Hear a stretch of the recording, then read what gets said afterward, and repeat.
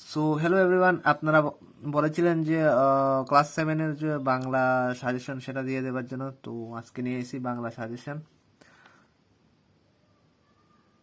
তো আপনারা আমার ক্লাস 6-এর ইংলিশ সাজেশন যে দিচ্ছি এখান থেকে অনেকটা কমন পড়ছে, আর ক্লাস 7 ইংলিশ সাজেশন দিয়েছি এখান থেকে অনেক কমন পড়ছে এক্সামে।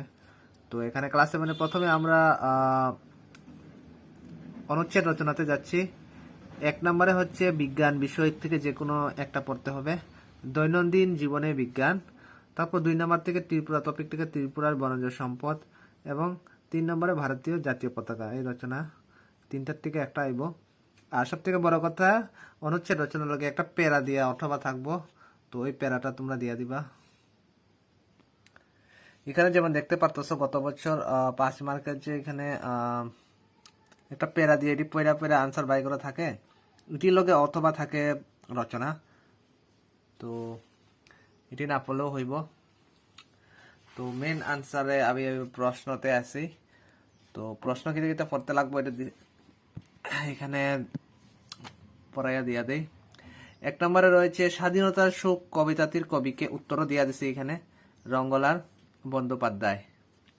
2 নম্বর স্বাধীনতার সুখ কবিতাটি কাব্যগ্রন্থের নাম কি, উত্তরটা হবে পদ্মিনী উপাখ্যান। এটা ব্র্যাকেটের ভিতরে হবে, ইনভার্টারের ভিতরে হবে। তারপর 3 নম্বর রয়েছে অজয় নদী কবিতাটির কবিকে, উত্তরটা হবে রবীন্দ্রনাথ ঠাকুর।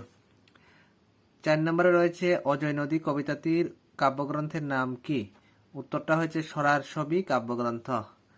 5 নম্বরে রয়েছে কাজরা দিদি কবিতাটির কবির নাম কি, উত্তরটা হলো যতীন্দ্রমোহন বাগচি। তারপর রয়েছে কাজরা দিদি কবিতাটি কাব্যগ্রন্থের নাম কি, লেখা রেখা কাব্যগ্রন্থ। তারপর 7 নম্বরে রয়েছে রবীন্দ্রনাথ ঠাকুর কোন কাব্যের জন্য কত খ্রিস্টাব্দে নোবেল পুরস্কার লাভ করেন, গীতাঞ্জলি কাব্যের জন্য 1913 খ্রিস্টাব্দে নোবেল পুরস্কার লাভ করেন। তারপর রয়েছে মানুষ কবিতাটির কবি কে, যতীন্দ্রনাথ সেনগুপ্ত। তারপর রয়েছে 9 নম্বরে মানুষ কবিতাটির কাব্যগ্রন্থের নাম কি, মরীচিকা কাব্যগ্রন্থ। 10 নম্বরে রয়েছে পালামু গল্পের লেখক কে, উত্তরটা হবে সঞ্জীব চন্দ্র চট্টোপাধ্যায়। 11 নম্বরে রয়েছে পালামু পাঠ্যাংশটি কোন গ্রন্থ থেকে গৃহীত, পালামু নামক ভ্রমণ কাহিনী থেকে। 12 নম্বরে রয়েছে রাধারানী গল্পের লেখক কে, উত্তরটা হবে বঙ্কিমচন্দ্র চট্টোপাধ্যায়। 13 নম্বরে রয়েছে বিদ্যাসাগরের ছাত্র জীবন গল্পের লেখক কে, উত্তরটা হবে রবীন্দ্রনাথ ঠাকুর। ভারতের শিল্প বিজ্ঞান সাধনা গল্পের লেখক কে, আচার্য প্রফুল্লচন্দ্র রায়। 15 নম্বরে রয়েছে স্বাধীনতার সুখ কি জাতীয় কবিতা, দেশপ্রেমমূলক কবিতা। 16 নম্বরে রয়েছে রাধারানীর বয়স কত, 11 বছর। কোয়েকশন আমি শুধু 16টা দিয়েছি, কোয়েকশন বিষয়ে পড়তে রাখতো না। এগুলা কবিতা, কবির নাম, গল্পের লেখকের নাম, কাব্যগ্রন্থের নাম, এগুলো পড়লে ওইখান থেকে কমন থাকবো। তো আপনারা যারা টিচার আছেন বা যারা স্টুডেন্ট পড়ান, মানে টিউটর বা স্টুডেন্টের জন্য সুবিধার জন্য আমি উত্তরও দিয়ে দিছি, ম্যাক্সিমাম উত্তর দিয়ে দিছি, যাতে উত্তরটা খুঁজতে না লাগে। আর নেক্সট রয়েছে পদ পরিবর্তন, এক ঘুয়ে, উত্তরটা হবে এক ঘুয়েমি। তারপর গঙ্গা গাঙ্গেয়, আহার আহার্য, জল জলীয়, ক্ষোভ ক্ষুব্ধ,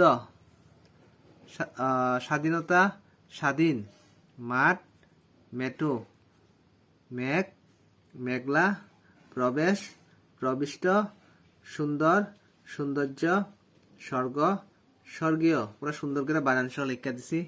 নেক্সট রয়েছে নাশ নাশকতা, বন্দা বন্দাত্ম, ঘর ঘরোয়া, প্রবল প্রাবল্য, লজ্জা লজ্জিত, দেশ দেশীয়, জল জল বা জলীয়, যে কোনো একটা দিলে হইব।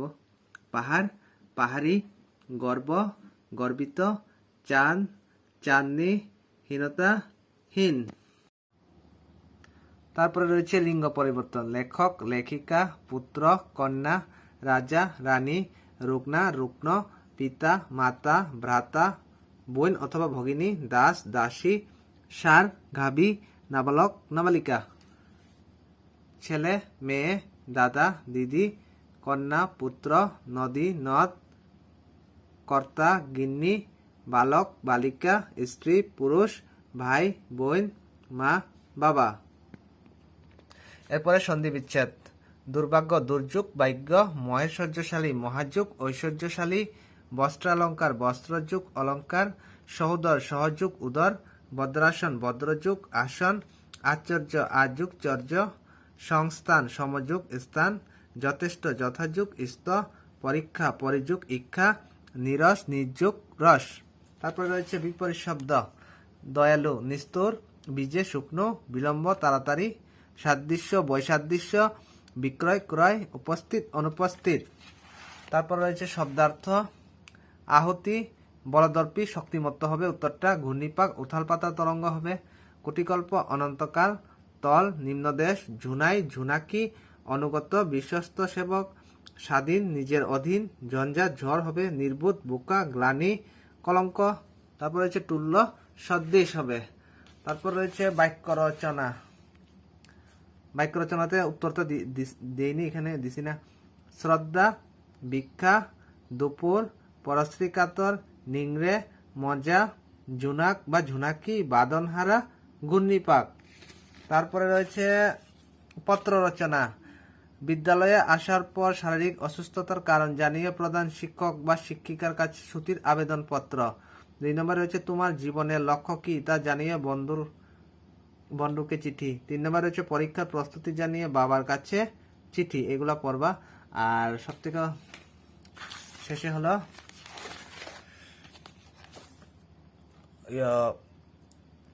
ফার্স্টে একটা প্যারা থাকবো, একটা না 2-3টা থাকবো, প্যারা দিকে দিকে আনসার বাই করে এরকম থাকবো। আর শুদ্ধ রূপ কয়েকটা পড়বা, যেরকম এরকম শুদ্ধ রূপগুলা। তো আজকের ভিডিওটা এই পর্যন্তই।